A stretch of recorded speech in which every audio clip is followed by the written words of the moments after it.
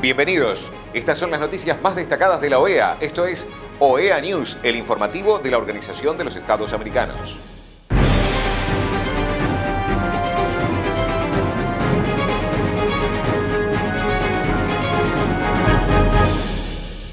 Es momento de compartir los títulos de las noticias más importantes que vamos a estar brindando a ustedes. Secretario General de la OEA recibió la Medalla de Honor de la Asociación Mundial de Juristas. Secretario General de la OEA certifica la lista de presos políticos en Venezuela del Foro Penal. OEA acoge Cátedra de las Américas, desafíos para el cumplimiento de la Agenda 2030 en las Américas. 14 de abril se conmemoró el Día de las Américas. El secretario general de la OEA, Luis Almagro, recibió la Medalla de Honor de la Asociación Mundial de Juristas, la cual aceptó como un estímulo para seguir promoviendo el respeto al Estado de Derecho. Nunca nos quedaremos callados al denunciar la tortura, los presos políticos, las violaciones a los derechos humanos y los crímenes de lesa humanidad, dijo Almagro durante su discurso. El secretario general de la OEA, Luis Almagro, certifica la lista de presos políticos en Venezuela del Foro Penal. Hay un total de 282 presos políticos, de los cuales 262 son hombres y 20 mujeres. 130 son civiles y 152 militares. Hay 282 adultos. La Organización de los Estados Americanos acogió la 66ª edición de la Cátedra de las Américas bajo el lema Desafíos para el cumplimiento de la Agenda 2030 en las Américas, este jueves en el Salón de las Américas de la sede de la OEA en Washington, D.C.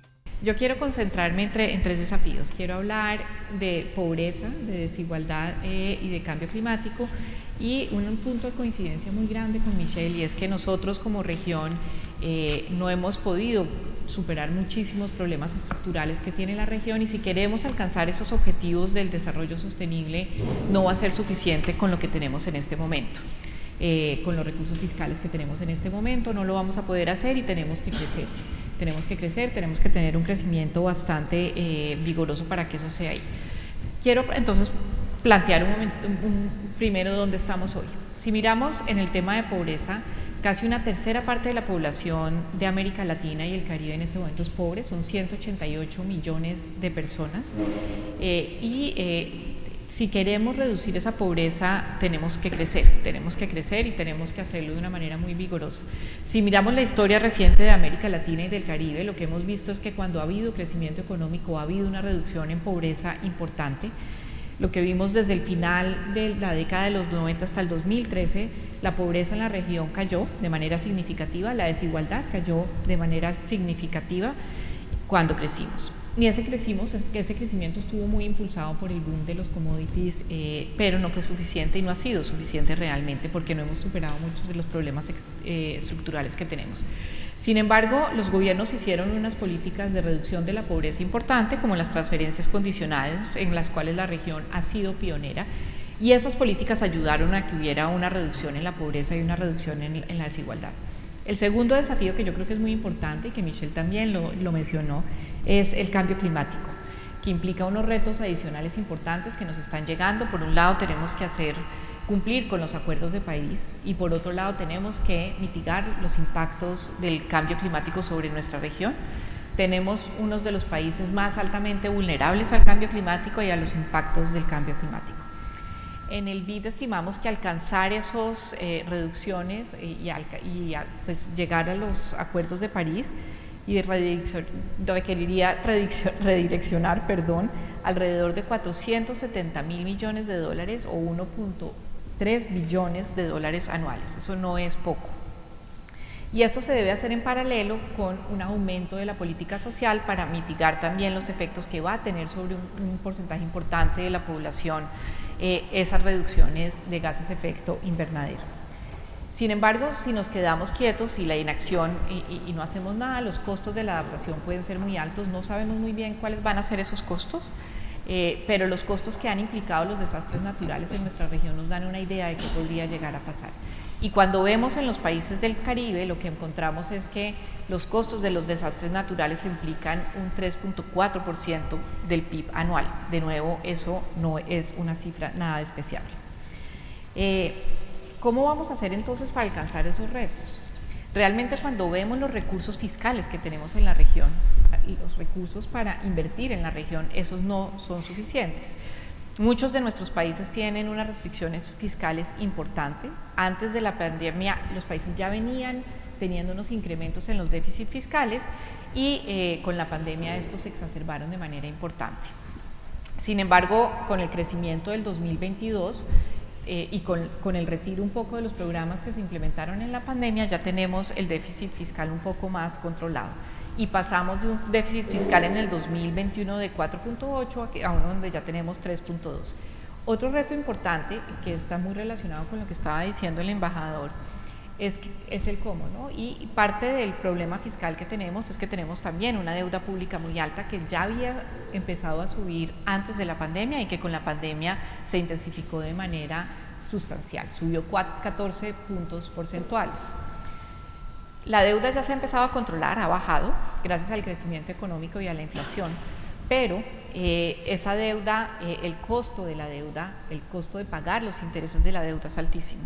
En este momento, lo que cuesta pagar los intereses de la deuda es exactamente lo mismo en un país promedio que la inversión que tenemos que hacer en salud y en educación. Entonces, de nuevo, cuando ponemos todas esas piezas juntas, decimos, bueno, ¿y cómo vamos a hacer para alcanzar los objetivos del desarrollo sostenible?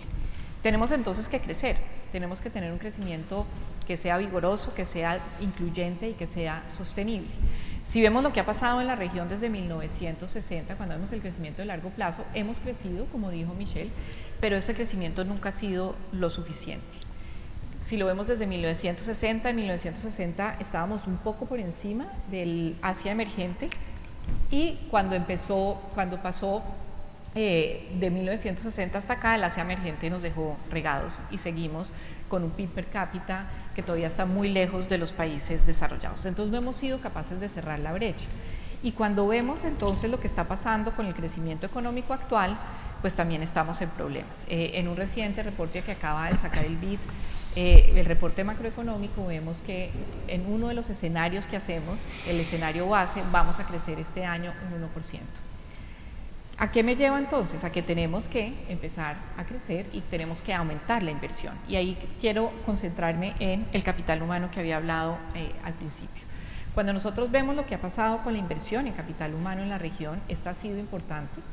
Hemos incrementado cubrimiento de educación primaria y de educación secundaria intermedia y hemos también promovido un incremento en la educación a través de las transferencias condicionadas y eso no es suficiente. Ha aumentado la educación, hoy somos más educados, interesantemente las mujeres somos más educadas que los hombres en nuestra región, pero la calidad todavía deja muchísimo que desear y cuando nos comparamos con los países de la OECD en pruebas PISA, pues estamos también muy mal.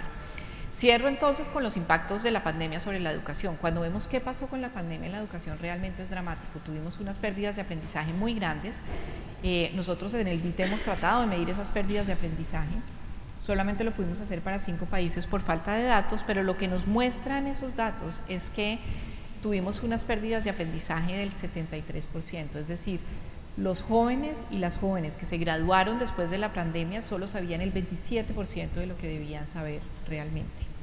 Si pensamos en el largo plazo, los retos que tenemos y los desafíos que tenemos para alcanzar los objetivos del desarrollo sostenible son muy grandes. El 14 de abril se conmemoró el Día de las Américas. El secretario general de la OEA, Luis Almagro, dijo que es una ocasión para celebrar la cooperación, la solidaridad, la paz y la unidad en la región. También es apropiado conmemorar a Leo Rowe, director de la Unión Panamericana y un líder cuyo legado en la OEA está más vigente que nunca, concluyó Almagro. Estas han sido las noticias más relevantes de la OEA, la Organización de los Estados Americanos. Esto ha sido OEA News. Nos reencontramos en la próxima jornada.